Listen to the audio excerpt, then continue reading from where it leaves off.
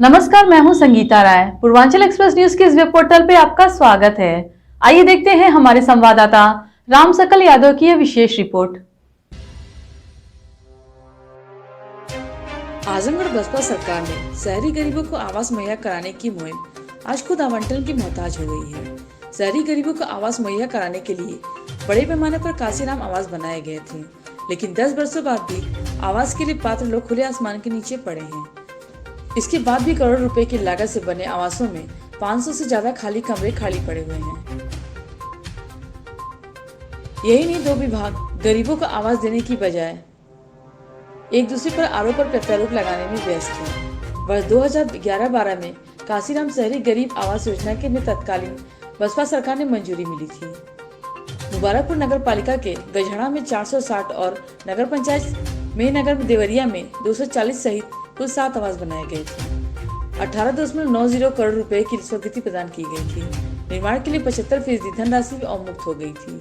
कार्यदायी संस्था आवास विकास परिषद ने कार्य शुरू करा दिया, जिसके बाद सरकार बदली तो 18 करोड़ 90 लाख रुपए की इस परियोजना में शेष 90 लाख रुपए निदेशालय को वापस करना पड़ा था, जबकि 18 करोड़ रुपए में दोनों स्थानों पर आवास के सभी आंतरिक कार्य करा दिए गए थे, लेकिन बाहरी कार्य, पानी की टंकी, जल निकासी के लिए ड्रेनेज और बिजली की व्यवस्था सुनिश्चित नहीं हो सकी। नतीजा, गरीबों को आवंटन नहीं मिल पा रहा था। गरीब डूडा और प्रशासनिक अधिकारियों के कार्य में लगातार चक्कर लगा रहे हैं, लेकिन 10 वर्षों बाद भी लगभग 500 आवास खाली रहने के बाद भी गरीबों को आवास का आवंटन नहीं किया जा रहा है। अरे मैं समझता हूँ कि ये कम से कम 10 साल से ऊपर हो गया होगा। 10 साल से ऊपर, उससे ऊपर हो गया होगा। देख रहे हैं इसी तरह पड़ा हुआ, अब तो गिर भी रहा है, लेकिन कोई भी आदमी इसमें रहता ही नहीं है, मतलब अलाट हो ही नहीं रहा है। बनवाने का इसका क्या फायदा, क्या मतलब, कुछ समझ में नहीं आ रहा है। जनता का पैसा लगा के, जनता खून चूस के बिल्डिंग दिन बड़े इमारत खड़ी करा करके उसी तरह गिर रही है, पड़ रही है। गरीब बेचारे इधर उधर भटक रहे हैं। इसका बनाने का कोई मतलब है? इसमें अभी क्या काम अधूरा रह गया है? इसमें काम अधूरा है, मतलब उधर टंकी में पानी नहीं है, पाइप नहीं, पाइप की सप्लाई नहीं है, और जो है बिजली भी नहीं है, और थोड़ा कोई है नहीं, तो कोई कैसे आके रहेगा? कोई कैसे रहेगा इसमें? अच्छा, ये बताइए, कुछ लोग इसमें रह रहे हैं, क्या वो इनलीगल तरीके से रह रहे हैं? नहीं, लीगल तरीके से नहीं रहे हैं। वही दलाल लोग, मैं समझता हूँ, पैसे उसे लेकर किसी तरह से रखवाए हैं और अपना इधर उधर से कनेक्शन बिजली का खींच के, कोई लीगल तरीके से नहीं रह रहे। एक का दुका रह रहे हैं बेचारे। ये सन 2012 से 12-11-13 तक का बना हुआ है, कंप्लीट इसमें हुआ है। जब से बना हुआ है तब से सरकार की ऐसी, हम क्या बताएं आपको, कि यानी कि सरकार बनवा के इतना, आप दिखा लीजिए कैमरे से कि कितनी बड़ी सरकारी कॉलोनी आवास है। इसको बनवाने के बाद में इसमें आज तक किसी भी गरीब बेचारे का आवास मिला नहीं, किसी को दिए नहीं। अदर देखिए, दरअसल एक बताओ रहे कि अगर जब से आवास बना है तब से कितने गरीब बेचारे रहे होते, आज तक उनका कितना भला हुआ था। ठीक, अब आज तक इसको अलाउड नहीं किया। अभी इसमें कितनी चोरी हो रही है, कितने इसमें गैर कानूनी, इसी में शराब पकड़ा जा रहा है। तो फिर इसमें जिस बूढ़ा का नाम है, उसका बेचारे का यहीं पे एनकाउंटर हुआ था। यानी कि इसमें ये सिर्फ फसाद का जड़ के अलावा ये अच्छा नहीं हुआ। इसमें अगर अब से भी अगर सरकार चाहती है कि यह सरकारी जिसे अमानत है, सरकारी चीज़ है, इसमें जब बना हुआ है तो ले आओ, इसमें अलाउड करा के इसमें इंसानों को बसा दिया जाए। इसमें अभी जब से बना हुआ तब से इंसान को छोड़िए, इसमें सिर्फ शैतान रह रहे हैं और आए दिन पीछे चोरी हो रही है। तो फिर इसमें अंड बंड इधर उधर से लड़के लोग आते हैं, अयासी करने आते हैं, घूमने आते हैं। यानी कि हमारे गांव गजाड़ा का नाम एकदम चौपट होता जा रहा है।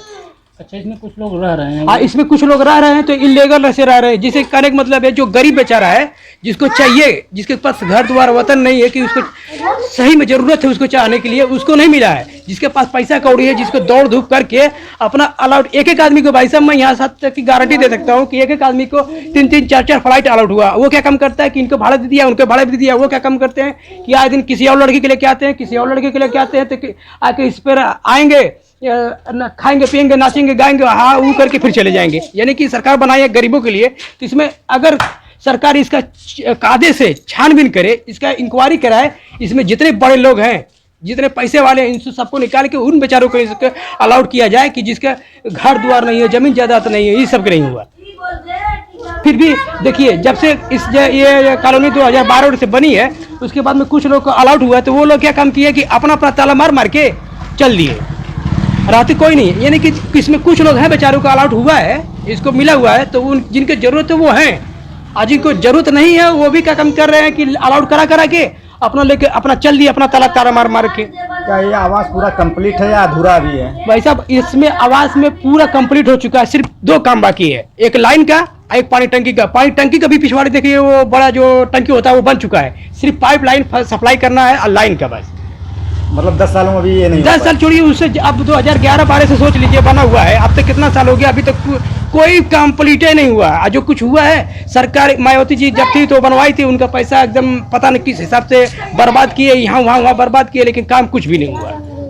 आना मुझे ऐसा उम्मीद लगता है कि अब हो गया। बस मेरा श्री योगी जी से और मोदी जी से बहुत बहुत निमंत्रण विनती है कि इसको अलाउड कराए, इसमें आदमी को भराए, और नहीं तो जितना इतना सरकार की पैसा सब बर्बाद होता है सरकार को, वैसे इसको तोड़वा के चाहता है तो ये जैसे कोरोना हॉस्पिटल बन जाता है, यानी कोई बड़ा बड़ा हॉस्पिटल बन जाता है, इसमें कुछ होता है। 10 सालों से गरीब छत के लिए मोहताज हैं और अधिकारी एक दूसरे विभाग का उनका दोष मढ़ रहे हैं।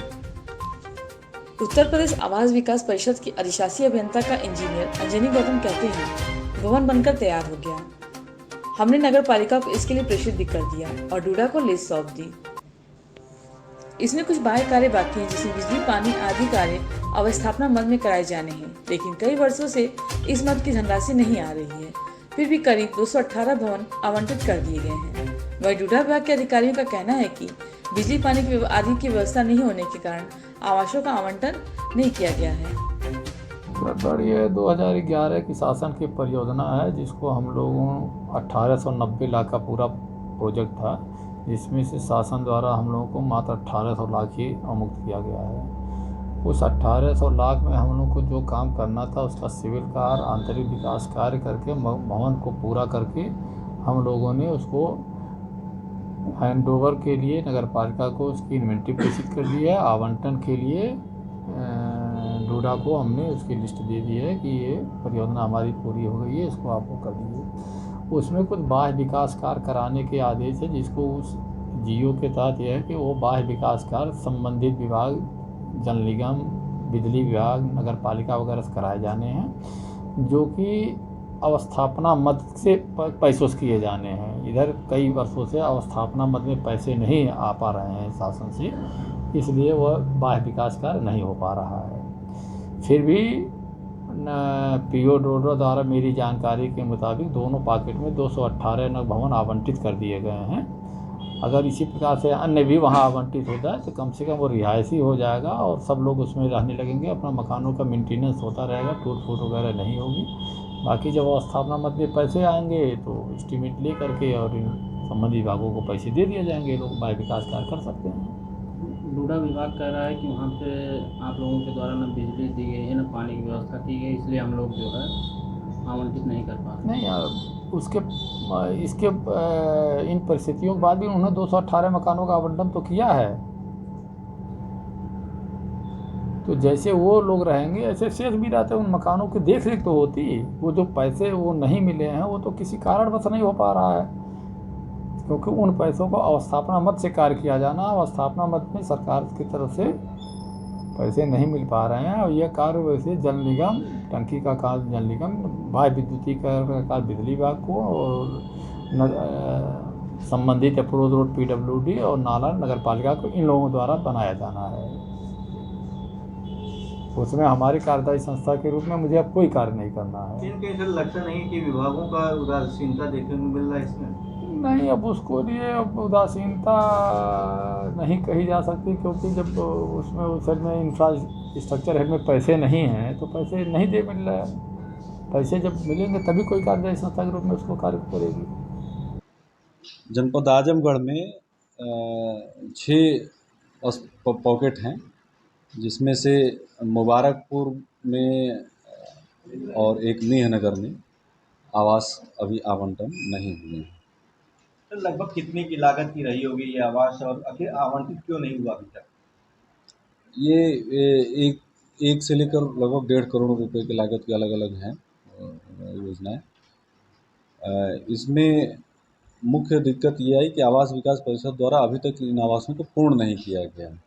इसमें पानी और बिजली की व्यवस्था नहीं हो पाई है, जिसके कारण इनका आवंटन नहीं हो पा रहा है। ये आवास विकास द्वारा प्रयास किया जा रहा है कि शासन से धनराशि आ जाए तो वो पानी और बिजली की व्यवस्था करा के और हैंडओवर करा दें। तो बहुत जर्जर स्थिति में हो गया, अगर इतना पैसा लगा हुआ है और जो गरीब तबके के लोग हैं अगर उनको आवास आवंटित नहीं हो पा रहा तो हाँ, ये एक समस्या है। बहुत सारे आवेदन हमारे यहाँ आए हुए हैं, लेकिन बुनियादी सुविधाओं के बिना किसी भी व्यक्ति को, चाहे वो गरीब हो, कहीं शिफ्ट करना ये भी उचित नहीं है। जब तक पानी और बिजली की व्यवस्था, बुनियादी व्यवस्था नहीं हो जाए, तब तक हैंडओवर होने के बाद ही कुछ किया जा सकता है। कब तक सर उम्मीद है? अब आवास विकास द्वारा निरंतर इस संबंध में पत्राचार किया जा रहा है, जिसकी समीक्षा जिलाधिकारी महोदय, मंडलायुक्त महोदय भी लगातार कर रहे हैं। कितने साल हो गए सर? ये लगभग 6-7 साल हो गए हैं।